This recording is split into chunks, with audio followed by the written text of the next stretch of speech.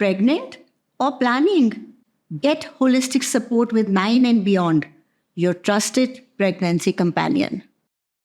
Acupuncture एक ऐसा concept है जो पूरी तरह से हमारे इस शरीर को फिट रख सकता है। Right. वो क्यों? क्योंकि we always talk about 5 element balancement. हमारे शरीर की जो रचना है वो पंच तत्वों से है। वो even Ayurveda believes into that, and Chinese acupuncture science भी उसी में बिलीव करता है कि हमारा जो शरीर है वो पंच तत्वों का बना हुआ है। सो जो पंच तत्व हैं वो क्या है? According to Chinese acupuncture science वो पंच तत्व है water, wood, fire, earth and metal.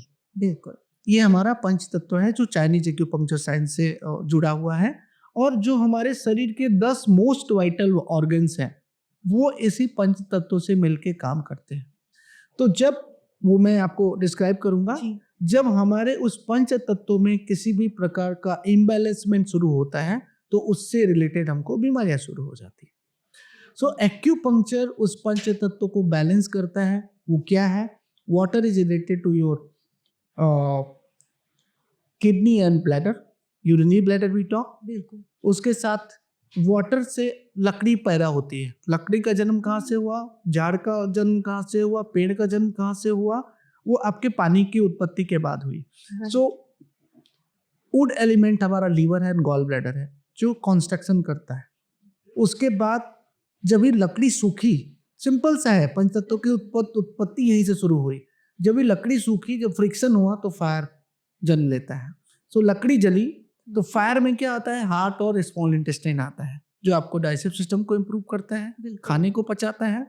जैसे ही लकड़ी जली तो अर्थ बना, धरती बनी। धरती के नीचे, धरती में स्टमक और स्प्लीन जो आपके ऑर्गन्स है वो एक्टिव रहते हैं। उसके साथ metals are lying underneath the earth. So metal organ हमारे होते हैं लार्ज इंटेस्टाइन और लंग्स। सो इस तरह से जो 10 मोस्ट वाइटल ऑर्गन है हमारे, वो हमारे 5 तत्वों को रिप्रेजेंट करते हैं। सो इनको बैलेंस करते हैं। और ये जो 10 ऑर्गन्स के रिलेटेड चीजें होती हैं उससे शरीर में 12 मेरिडियंस होते हैं जो आपके इन पंच तत्वों के एलिमेंट को जो है पूरी तरह से डिनोट करते हैं। वो 12 एलिमेंट आपके शरीर का कहीं हाथ से शुरुआत है, कहीं पैर से शुरुआत है, और सारे ऑर्गन्स आपके जो ये 10 मैंने बताए वो उससे कहीं ना कहीं जुड़े हुए हैं। तो जब एक्यूपंक्चर करते हैं, एक्यूपंक्चरिस्ट जो होता है आपके पल्स को चेक करता है, आपके बॉडी के सिस्टम को समझता है।